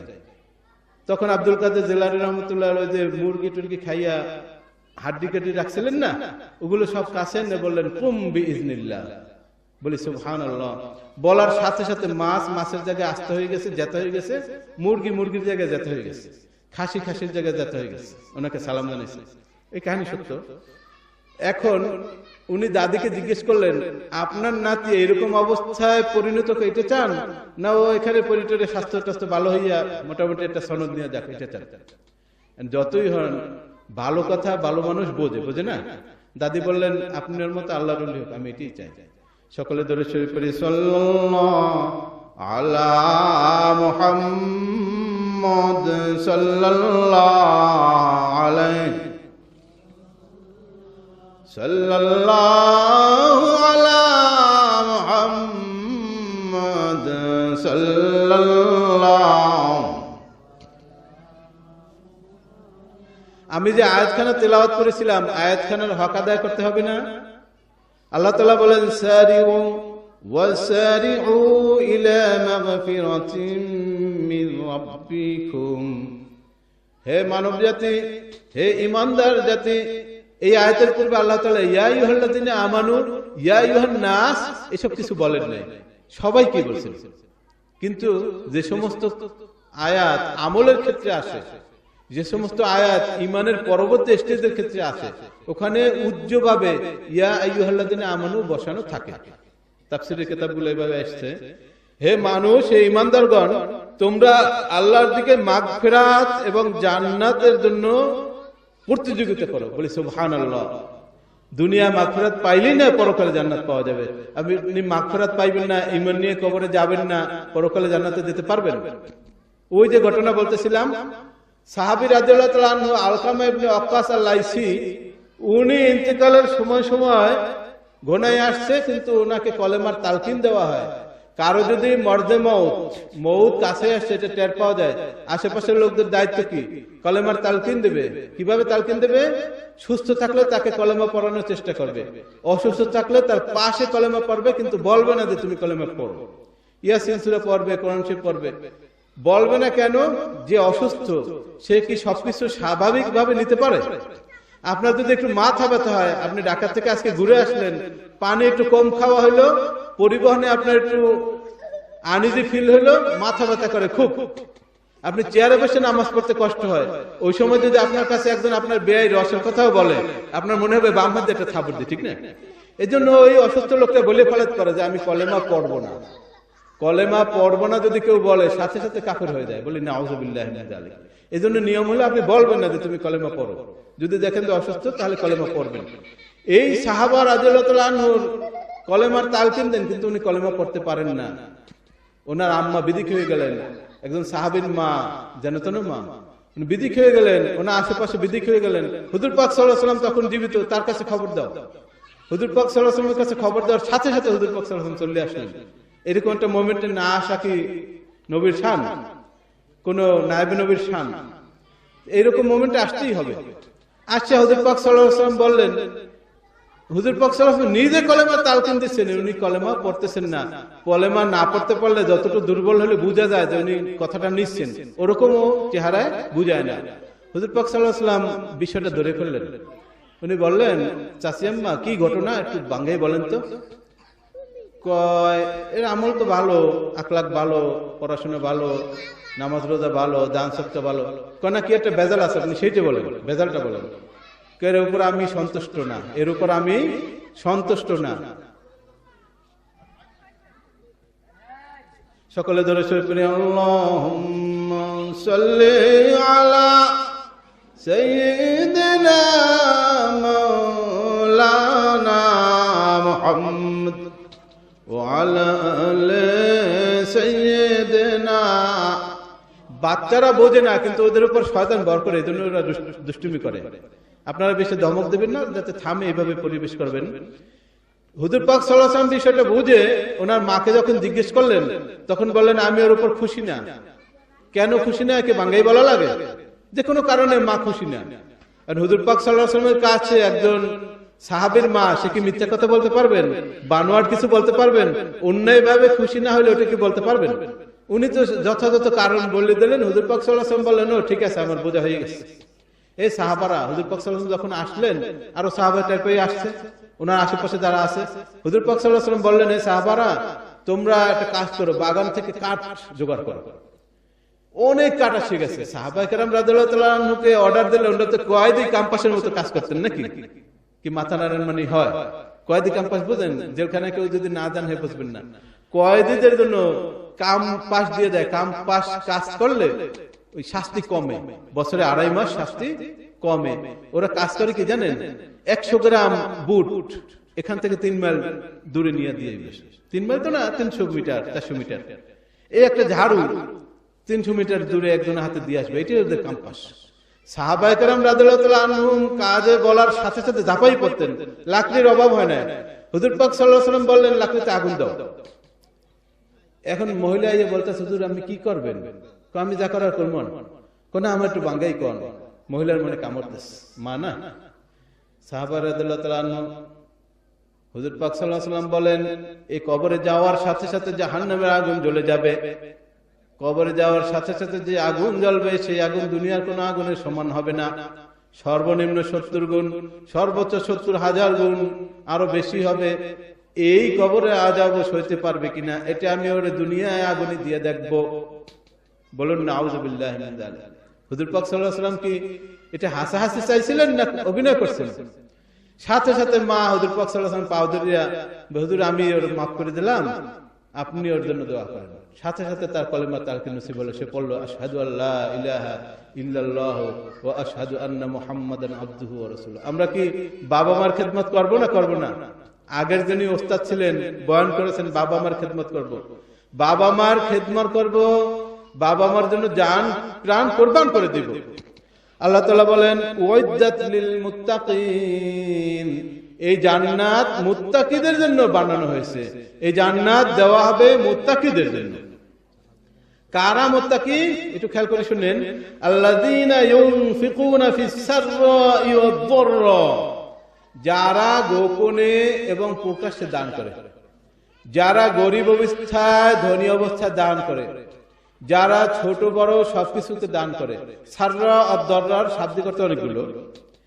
ওয়াল কাযিমিনাল গায়যা ওয়াল আফিনা আনিন নাস, এবং যারা রাগ দমন করে মানুষকে মাফ করে দেয়। ওয়াল্লাহু ইউহিব্বুল মুহসিনিন, আল্লাহ তাআলা এই সব মুহসিনদের ভালোবাসেন। বলি সুবহানাল্লাহ। আপনারা হযরত হাসান রাদিয়াল্লাহু তাআলা আনহু, ইমাম হাসান রাদিয়াল্লাহু তাআলা আনহু, ওনার নাম শুনছেন না? ওনার বাবার নাম কি? আলী রাদিয়াল্লাহু তাআলা আনহু। হাসান রাদিয়াল্লাহু তাআলা আনহুর সময় পর্যন্ত এই যে কিরুতদাস, এই কিরুতদাসের একটা অবস্থা বিদ্যমান ছিল। এরপরে আস্তে আস্তে কমছে, ওই সময় পর্যন্ত কিছুটা ছিল। হাসান রাদিয়াল্লাহু তাআলা আনহুর একজন কিরুতদাস ছিল, সাহাবী হাসান রাদিয়াল্লাহু তাআলা আনহু, নবীর নাতি না, হুজুর পাক সাল্লাল্লাহু আলাইহি ওয়াসাল্লামের নাতি না, ফাতেমা রাদিয়াল্লাহু তাআলা আনহার ছেলে, বড় ছেলে। এর কিরুতদাস কি যেন তেন কিরুতদাস হবে? এও তো সেরকম পর্যায়ের আলেম, সেরকম পর্যায়ের বুজুর্গ। এর চেয়েও কনকনে শীত, মরুভূমিতে কনকনে শীত দেখবেন আপনারা। মরুভূমিতে শীতও বেশি, গরমও বেশি। এক শীতে তাহাজ্জুদের সময় উনি ওযু করাচ্ছেন, দাসের তো কিছু কাজ থাকতে হয়, নাহলে দাসকে রাখা বৈধ না, মাফ করে দিতে হয়, ছাড়িয়ে দিতে হয়, বিভিন্ন সিস্টেম আছে, মুকাতাবা সিস্টেম আছে। এই দাস ওযু করানোর ছলে, ওযু করানোর সময় ভুলে কতখানি পানি ফেলাই দিচ্ছেন। শীতের দিনে যদি গায়ে পানি ফেলে দেয়, তখন অবস্থাটা কেমন হয়? সাহাবা রাদিয়াল্লাহু তাআলা আনহু, হাসান রাদিয়াল্লাহু তাআলা আনহু রাগ হইবেন, ওনার প্রতি ধমক দিবেন, মারবেন টারবেন, এরকম একটা আশা করা যায় না এত বড় সাহাবী থেকে, আহলে বাইত থেকে, হুজুর পাক সাল্লাল্লাহু আলাইহি ওয়াসাল্লাম নাতি থেকে। কিন্তু তারপরে উনি তো দাস, ওনার মনে একটা ভয় আছে না। উনি বলেন, আমি তো এনাকে চিনি, আমার এখন এলাচ দিতে হইবে। উনি এই আয়াতখানা তেলাওয়াত করলেন। কি আয়াতখানা তেলাওয়াত করলেন? ওয়াল কাযিমিনাল গায়যা ওয়াল কাযিমিনাল গায়যা, যারা রাগ দমন করে। আল্লাহ তাআলা আগে সিফাতগুলো বলে দিয়েছে না, তাদের জন্য জান্নাত। যারা রাগ দমন করে তাদের জন্য জান্নাত। হাসান রাদিয়াল্লাহু তাআলা রাগ সাথে সাথে পড়িয়ে গেল। বলি সুবহানাল্লাহ। রাগ দমনের জন্য হুজুর পাক সাল্লাল্লাহু আলাইহি ওয়াসাল্লাম কি এলাচ দিলেন? প্রথম আপনি আউযু বিল্লাহি মিনাশ শাইতানির রাজিম পড়বেন। এরপর আপনি যে অবস্থা আছেন সেই অবস্থা থেকে নিচের দিকে অবস্থায় চলে যাবেন। দাঁড়ানো থাকলে বসে যাবেন, বসা থাকলে শুয়ে যাবেন। এটা আপনি মাটির কাছাকাছি গেলেন না, বিনয়ী হয়ে গেলেন। এতেও সময় সমাধান না হলে আপনি দরুদ শরীফ পড়বেন। এতেও সমাধান না হলে আপনি ওযু করে নামাজ পড়বেন। নাকি রাগ দেখাইয়া মানুষের প্রতি প্রতিশোধ নেওয়ার চেষ্টা করবেন। প্রতিশোধ এখন নিলেন, ওর গজগটা যে বিশাল হইবে ওটা বোঝেন কিছু। এক ইংরেজ লেখক, উনি একটা উপন্যাস লেখছে, বাংলাদেশের এক নাস্তিক ওটা অনুবাদ করছে। নাস্তিকের পূর্বে সৈয়দ আছে, নাস্তিকের পূর্বে সৈয়দ বলা ঠিক না, আসলে ইমান হানি হয়। ওইখানে ইংরেজ লেখক বলছে যে তোমার যদি রাগ হয় বেশি, তাহলে তুমি অনর্থ সৃষ্টি করো না, মানুষকে মারিটারো না, করবা কি একটা বড় দেওয়ালের সাথে তুমি পা দিয়ে লাথি দেবা। বড় দেওয়ালের সাথে আপনি যদি জোরে পা দিয়ে লাথি দেন, তাহলে আপনার অবস্থা কি হবে? আপনি পায়ের দিক খেয়াল করবেন না, রাগের দিক খেয়াল করবেন। ও লোক তো এর ফাঁকে কোথায় চলে যাবে আপনার রাগটা সব। এটা একটা তাদের ভাষার মতো বলছে, কিন্তু রাগ হলে হুজুর পাক সাল্লাল্লাহু আলাইহি ওয়াসাল্লাম এই লাশটাই সুন্নত। এই যে সাহাবা হাসান রাদিয়াল্লাহু তাআলা রাগ করে গেল, উনি দেখলেন যে ঔষধে কাজে লাগতেছে, উনি আয়াতের দ্বিতীয় অংশ মারিয়ে দিলেন, ওয়াল আফিনা আনিন নাস, মানুষকে ক্ষমা করে। হাসান রাদিয়াল্লাহু তাআলা বললেন, নাম ধরেন, মনে করেন আব্দুল্লাহ, যে আব্দুল্লাহ, আমাদের এই শায়েখ আব্দুল্লাহ না, সেই সময় আব্দুল্লাহ, আব্দুল্লাহ তোমাকে আমি ক্ষমা করে দিলাম। এখন দেখলেন যে দ্বিতীয় এলাচটা কাজে লাগলে, এখন আমরা মানুষ কি সুবিধাবাদী না? যে যে সুবিধা যেভাবে পাইতে চায়, সবাই কি সব সুবিধা নিতে চায়? কাউকে 1 কোটি টাকা দেবেন আর বলবেন যে এর বিপরীতে তোমাকে আমি ঘোষণা দিলাম যে 1 বছর, আগামী 1 বছর তোমার গুনাহ লেখা হবে না। বাংলাদেশে এরকম হাজার হাজার লোক পাবেন, লক্ষ লক্ষ লোক পাবেন, কোটি কোটি লোক পাবেন 1 কোটি টাকা নেবে, কিন্তু কিছু লোক তো পাবেন যে আপনি দ্বিতীয় অপশনটা নেবেন, আছে না? উনি এরপরে পড়ে দিলেন, ওয়াল্লাহু ইউহিব্বুল মুহসিনিন, আল্লাহ তাআলা ওই সমস্ত লোকদের ভালোবাসেন যারা ইহসান করে।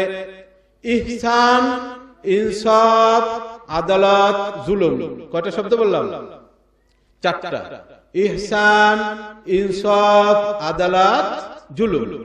ইনসাফ, আদালত শাব্দিক অর্থে ভিন্ন থাকলেও পারিভাষিক অর্থ সমান, এই ভিন্নতা ধর্তব্য হয় না।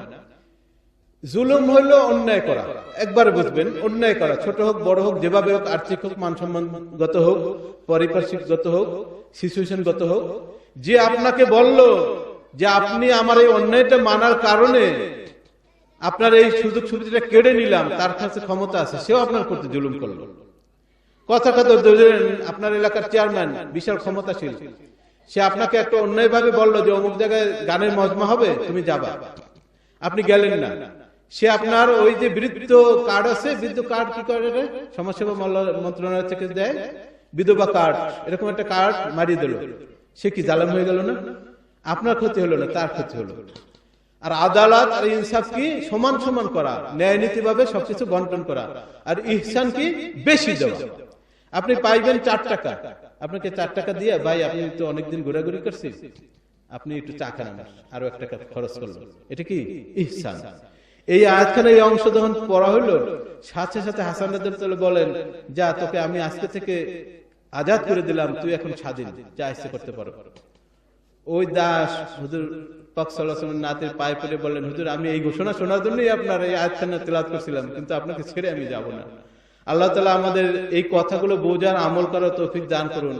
খাজা মঈনুদ্দিন চিশতি রাহমাতুল্লাহ আলাইহি যখন আসতেছিলেন, তখন 40 দিন ওখানে ইতিকাফ করে ওই হুজরায় চিল্লা তরিকা মশক করে যা যা শেখার শিখে, ওইখানে যিনি ছিলেন তার দায়িত্বশীলের কাছে শিখে, ওই কবর থেকে ফয়েজ নিয়ে, সিস্টেম আছে বৈধভাবে। আপনারা আবার অনেকের কাছে অনেক কিছু শুনবেন, বিভ্রান্ত হবেন, তা না, বৈধভাবে সিস্টেম আছে। ওইসব করিডোরে উনি যাওয়ার সময় একটা কবিতা লিখছেন। ওই কবিতাটা কি? গঞ্জ বখশ ফয়েজ আলম মজহরে নূরে খুদা।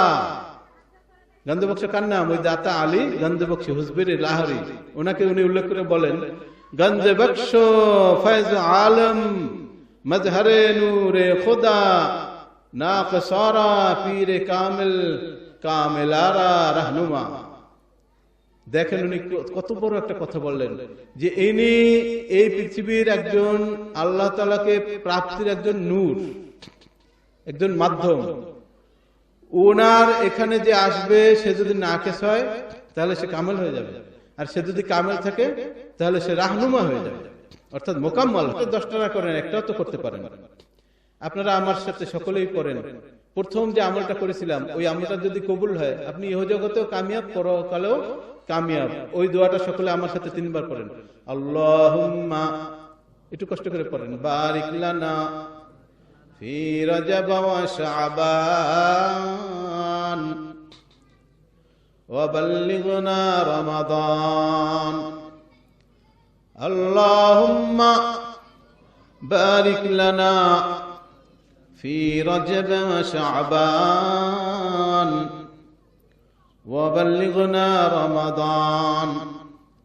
আল্লাহুম্মা বারিক লানা ফি রজব ওয়া শাবান ওয়া বাল্লিগনা রমাদান। দুয়ার কি ফজিলত, একটা ঘটনা বলি আমি শেষ করব। সাহাবা জুবাইর রাদিয়াল্লাহু তাআলা আনহু হুজুর পাক সাল্লাল্লাহু আলাইহি ওয়াসাল্লাম ইন্তেকালের কিছু আগ মুহূর্তে একটা দোয়া শিখেছেন হুজুর পাক সাল্লাল্লাহু আলাইহি ওয়াসাল্লাম থেকে। ওই দোয়াটাকে বলা হয় দোয়ায়ে খাজিনায়ে বিসমিল্লাহ, দোয়ায়ে খাজিনায়ে তাসমিয়া। এই দোয়াটা উনি কাউকে শিখান নাই, উনি মনে মনে ধারণা করছেন যে আমার মৌতের আগে আগে শিখে যাব, এর আগে আমি শিখাবো না। অনেক বরকতপূর্ণ দোয়া। হাজ্জাজ ইবনে ইউসুফ, আপনারা জানেন পৃথিবীর শ্রেষ্ঠতম জালেম শাসকদের একজন। জালেম হলেও উনি কিন্তু আপনি আলেম ছিলেন, জালেম হলেও আলেম ছিলেন। আরেফ ছিলেন না, জাহেদ ছিলেন না, উনি মুখলেস ছিলেন না, মুতাসাউফ ছিলেন না, মুতাজাক্কি ছিলেন না, কিন্তু আলেম ছিলেন। ওই সময় সব মানুষ কোরআন হাদিস যথেষ্ট জানতেন। হাজ্জাজ ইবনে ইউসুফের সমালোচনা করে উনি বিভিন্ন কথা বলতেন। এটা শোনার কারণে হাজ্জাজ ইবনে ইউসুফ ওনাকে ধরে নিয়ে পাঠাইছে যে ওনাকে ফাঁসি দেব। আমার বিরোধিতা করে একজন প্রবীণ সাহাবী যদি কোনো শাসকের বিরোধিতা করে, ব্যাপারটা বোঝেন কোন সময়ের অবস্থা এটা। সেই সাহাবীর কথা এমন হতে পারে যে হাজ্জাজ ইবনে ইউসুফের গদি নড়বড় হয়ে যেতে পারে। এটা উনি অনুমান করে লোকেরা যখন ওনার কাছে লাগাই দিল যে অমুক সাহাবী এখনো জীবিত, অনেক বয়স্ক বুড়া মানুষ, আপনার বিরুদ্ধে কথা বলে, করোনার দরিয়ান, ওনাকে দরিয়ানছে, দরিয়ান নিয়ে বলে এনাকে ছাড়ো। ছাড়ছে, কোনাকে যাইতে দাও, ওনাকে যাইতে দিচ্ছে। এখন আপনারা বলেন 700-800 মাইল দূর থেকে একজন মানুষ দরিয়ানতে কত পথ মেকানিজম লাগে না, অনেক গোয়েন্দা খাটান লাগে, অনেক বাহিনী পাঠান লাগে। ওনারা বললো হুজুর আপনি বিষয়টাই বুঝলাম না, ওনাকে হত্যা করবেন, ফাঁসি দেবেন বা বড়টা শাস্তি দেবেন, জেলখানে আটকে রাখবেন বা চাবুক মারিটিরা আহত করে ফেলাইবেন, অচল বানিয়ে দেবেন। আপনি তা না, ওনাকে আসতে বললেন, আবার আসার দেখার সাথে সাথে ওনাকে ছাড়ো, ছাড়িয়ে দাও, উনি চলে যাও। কারণটা কি? কারণটা ওনার মুখেই শুনি, ওনাকে ডাক দাও। ওনাকে ডাকতেছে, কয় তোমরা কিছু দেখো না? কয় না। কয় আমি কিন্তু দেখি। কয় কি দেখেন? ওনার 2 কান্দে 2টা সিংহ, সিংহ 2টা গর্জন করে আমার দিক তাকিয়ে আছে। আমি যদি ওনার সাথে কোনো প্রকার বেয়াদবি করতে চাই, সাথে সাথে সিংহ 2টা জায়গায় ঝাঁপাই পড়বে আমার দিকে। বলি সুবহানাল্লাহ। তখন জিজ্ঞেস করলেন যে আপনি কি আমল করেন? আমাকে হুজুর পাক সাল্লাল্লাহু আলাইহি ওয়াসাল্লাম একটা দোয়া শিখাইছে, ওই দোয়াটা আমি আমল করি, ওই দোয়াটার কারণে আজকে আমার এই অবস্থা। আপনি এই দোয়াটা আমার শিখান। উনি বললেন না, আপনি আপনাকে তো শিখাইবই না, আপনার আশেপাশে কাউকে শিখাবো না, আমি মৌতের আগে আগে যাকে পাবো তাকে শিখাবো। এই দোয়াটা আমরা একবার শুনবো, তারপর আমার আলোচনা শেষ করবো। বিসমিল্লাহির রহমানির রহিম। বিসমিল্লাহিল খায়রিল আসমা, বিসমিল্লাহিল্লাযী লা ইয়াদুররু মা'a ইসমিহি আদা, বিসমিল্লাহিল কাফি, বিসমিল্লাহিল মাআফি, بسم الله الذي لا يضر مع اسمه شيء في الأرض ولا في السماء وهو السميع العليم. بسم الله على نفسي وديني، وبسم الله على أهلي ومالي، وبسم الله على كل شيء أعطانيه ربي. الله أكبر الله أكبر الله أكبر. أعوذ بالله مما أخاف وأحذر. الله ربي لا أشرك به شيئا، عز جارك وجل ثناؤك وتقدست أسماؤك ولا إله غيرك.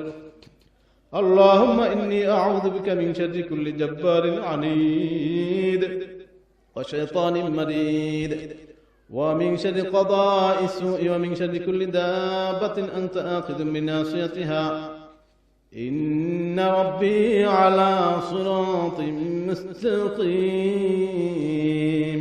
সকলে বলি আল্লাহুম্মা আমিন। সুবহানাকাল্লাহুম্মা ওয়া বিহামদিকা আশহাদু আল লা ইলাহা ইল্লা আনতা আস্তাগফিরুকা ওয়া আতুবু ইলাইক। আসসালামু আলাইকুম ওয়া রাহমাতুল্লাহি ওয়া বারাকাতুহু। সাল্লাল্লাহু আলাইহি ওয়াসাল্লাম।